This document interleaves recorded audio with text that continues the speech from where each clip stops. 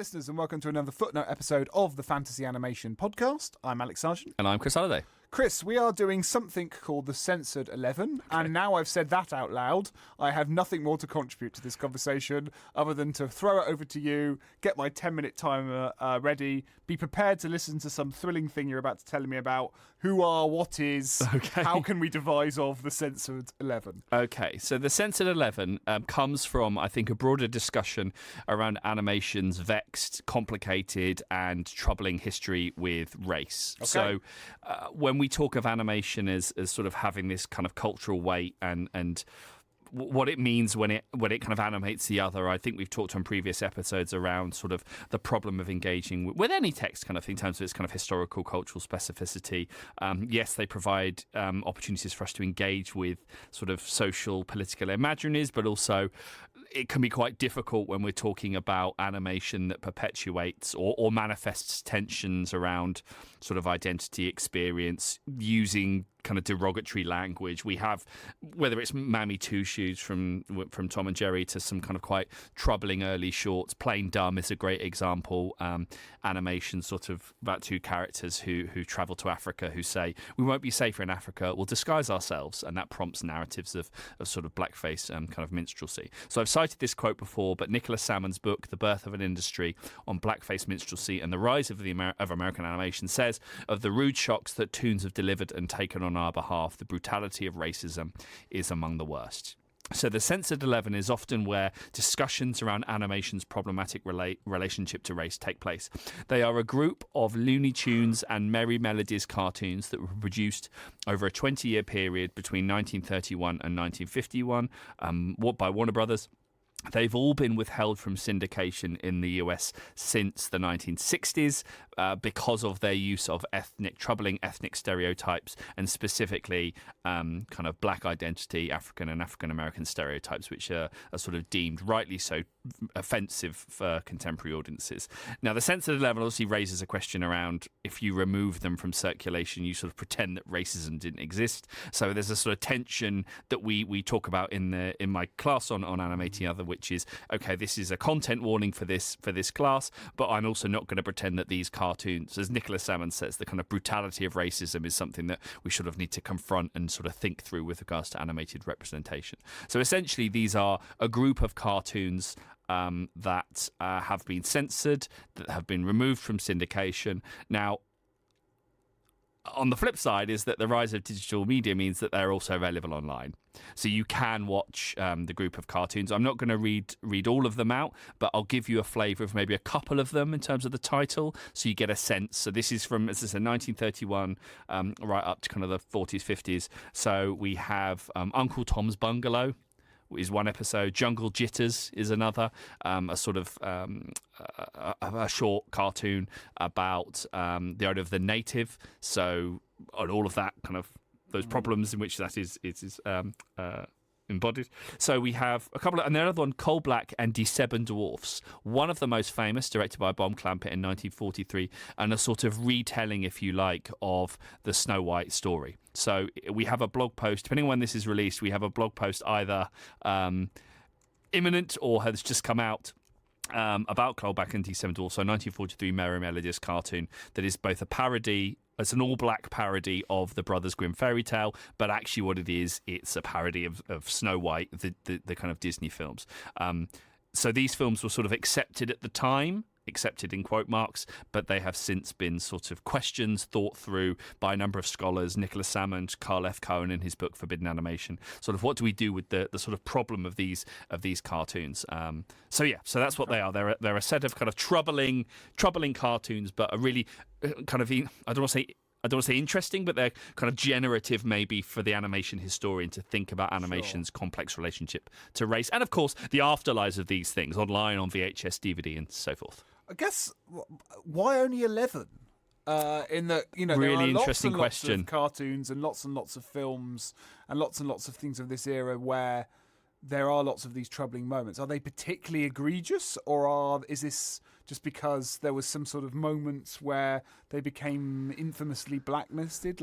That's a really interesting question, and I'd not thought about that. Maybe it's a sort of root and I think that two things are true. One is that they are particularly egregious in terms of some of the things. Goldilocks and the Jiving Bears, for example, the last of the so-called Censored 11. It is both the egregiousness of the content and maybe a root and branch way of thinking about racism in animation. We've gotten rid of the worst ones, ignoring the fact that imagery, iconography bubbles away in your Tom and Jerry cartoons in lots and lots of different spaces. So you're absolutely right, actually, to kind of question why the parameters of the 11. Are they all from the same studio? Yeah, so they're all from Warner Brothers. And when were they censored? So they were censored around the 80s. So Chuck Jones commented on the television censorship of them, talking about the kind of arbitrary cuts and stuff. But it is in the 1980s when Ted Turner obtained the rights to Warner Brothers cartoons from MGM. He vowed he would not distribute or air any of the cartoons from that period. So it's from the 1980s. So they were still in circulation and still sort of people watched them. As I said, what's really interesting about them is, well, a couple of things. One, they're sort of directed by the directors like Friz Freleng, Tex Avery, Bob Clampett, Chuck Jones. These are part of the golden age of Hollywood cartooning. The other interesting thing about them is that I show for my students the Jay-Z music video, The Story of OJ. And we've had a couple of blogs actually on this, which is a 2017 music video that takes the iconography specifically of the Censored 11 and sort of rethinks it or talks about representation, but does so through quite a self-reflexive acknowledgement of this problematic history that is weaved absolutely through the history of American cartoon. But I think maybe that partitioning of the Censored 11 is designed to sort of say, we can. The problem is confined to these 11, when of course it's absolutely not. They are really quote unquote interesting to examine and to engage issues of kind of character design and musicality. And there's often a suggestion that plasmaticness, after it was sort of given away by Disney to the hyperreal, plasmaticness existed in racialized bodies. Plasmaticness kind of never went away, but it made a move into different kinds of kind of hyperactive, hyper-animated, animated black bodies. And so there's a really interesting sort of possible adoption by Warner Brothers of a plasmatic style that was kind of funneled through these Censored 11 music videos. Was there any black labour videos involved in making the Censored 11? Or is this, I'm assuming probably not, but I don't know. No, again, a really good question. My assumption is no, just based on the kind of creative, what I know of the labour structures of 1940s Hollywood, 30s, 40s Hollywood. But no, these are all white male directors: Ising, Freleng, Avery, Clampett. Yeah, I meant more sort of below the top line. No, I don't know. I don't. They'll be writing. I mean, we've talked about it in the podcast. So Tom Sito's book, Drawing the Line, might give an indication of some of the kind of creative personnel involved. I'm thinking about Cole Black and Sebben Dwarfs, because the cast list, I mean, obviously these films have kind of racial controversies, but So White, who is the parody of Snow White, was voiced by Vivian Dandridge, who was a black American singer. And then there's a couple of others. Mel Blanc is the voice, but I'm trying to quick. Oh, there's and Prince Charming is voiced by Leah Watson, who is an American jazz vocalist. So it's not creatively, but perhaps in the voice cast, which again I think maybe positions them as slightly more interesting. And of course, when you include something from animation history, the absence is always more interesting in kind of what's kept. So it's like what's being erased here. So those kinds of questions, maybe. Okay, interesting. And there is a chapter. I know you can ask him, but there's not much written about it. So that's the problem. They're often folded into a discussion of sort of forbidden animation, adult animation. So the edited collection that I'm working on with David McGowan has a chapter on the Censored 11, which we hope is kind of one of the first to sort of actually think about what these cartoons are and what they're doing. Yeah. Okay. Interesting. Wow. So with a little bit of time to spare, that's the Censored 11. I mean, it makes me think of lots of. I mean, Song of the South is a infamously banned Disney film that has rife with all these similar issues and all these similar problems.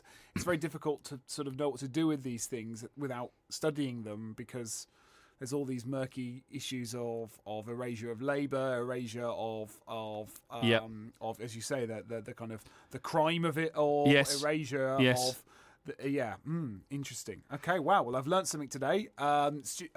People listening, I'm sure you have too.